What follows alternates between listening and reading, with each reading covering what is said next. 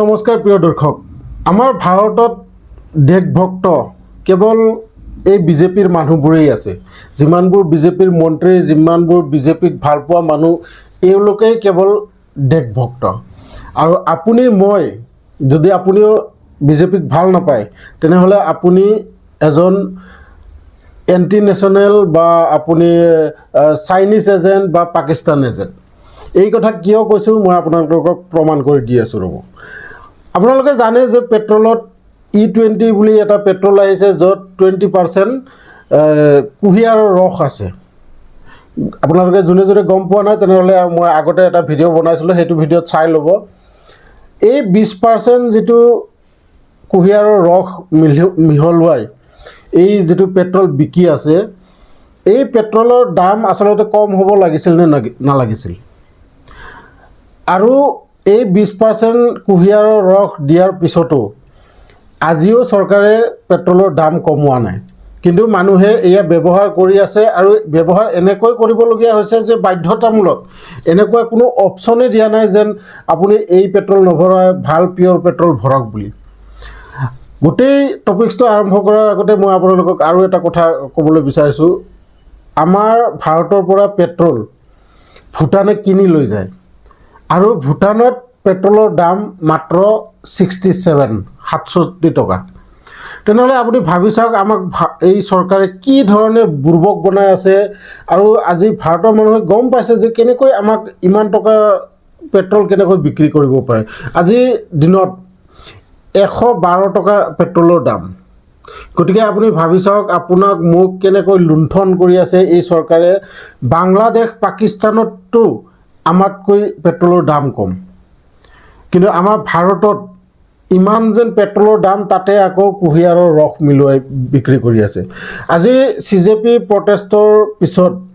মানুহবোৰ সজাগ হৈ উঠিছে আৰু লগে লগে ইনষ্টাগ্ৰামত এটা আইডি খুলিছে যত E20 জনতা পাৰ্টি বুলি আৰু এই E20 জনতা পাৰ্টিত খুব কম সময়ৰ ভিতৰতে 3 লাখ 3.5 লাখ মানুহে ইতিমধ্যে তাত ফলো কৰিছে ইনষ্টাগ্ৰামত আৰু টুইটাৰতো বহুত মানুহে ইয়াত ফলো কৰি আছে আৰু ইয়াৰ পৰা বুজা যায় যে মানুহ আসলতে কিমান খঙত আছে এই পেট্ৰলবোৰ ভৰোৱাৰ পিছত আৰু যেতিয়া এই কথা আদালতত উকিলবোৰে যেতিয়া উঠায় যে এনেকৈ আমাক E20 পেট্ৰল বিক্ৰী কৰি আছে তেতিয়া চৰকাৰে কি কয় শুনক চৰকাৰে বোলে এই পেট্ৰল ভৰোৱাই এটা এক্সপেৰিমেন্ট কৰি আছে যে এই পেট্ৰলটো ভৰালে গাড়ী কেনেকৈ চলাব পাৰে বা কিমান ইয়াৰ মাইলেজ দে গাড়ীবোৰ কিবা বেয়া হয় নেকি কি এইবোৰ বাপেকৰ টকাৰে কিনি দিয়া গাড়ী নেকি আপুনি এক্সপেৰিমেন্ট কৰে আপোনাৰ ঘৰৰ গাড়ীত এক্সপেৰিমেন্ট কৰক বা আপুনি চৰকাৰৰ কিবা দুখন গাড়ী লৈ তাত এক্সপেৰিমেন্ট কৰক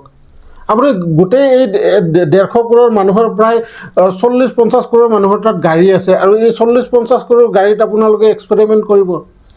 এয়া কি এটা ভাল কথা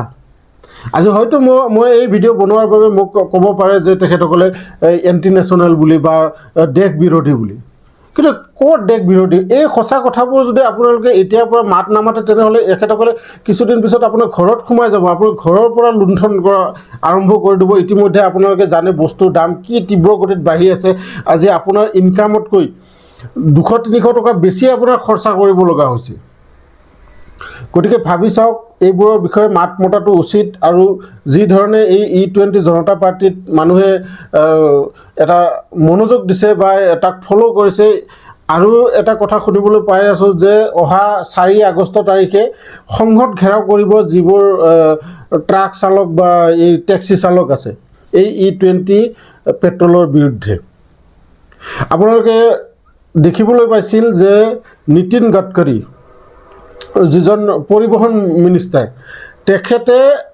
এই পেট্ৰলৰ বিষয়ে প্ৰথমতে ব্ৰ্যান্ড এম্বাসেডৰ তেখেতে জুতে যায় তাতে তেখেতে এই E20 বিষয়ে দুকথা নকলে তেখেতে শান্তি নাপাইছিল আজি তেখেতে কেছ দিছে যে মেটা আৰু এই যিবোৰ AI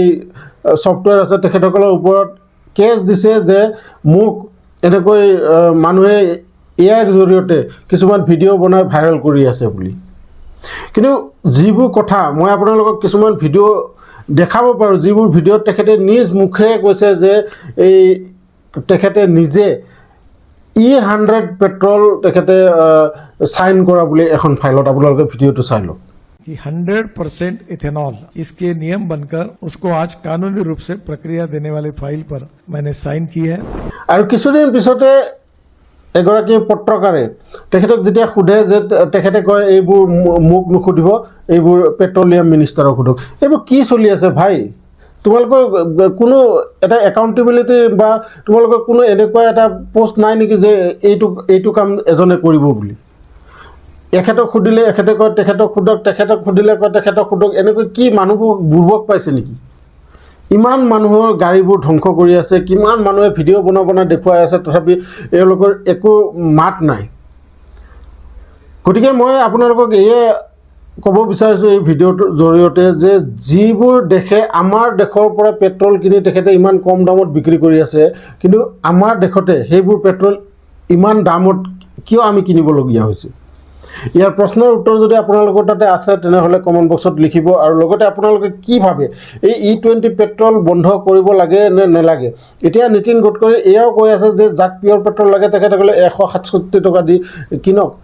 কিয় কিনিম ভাই 167 টকা দি পিয়ৰ পেট্ৰল?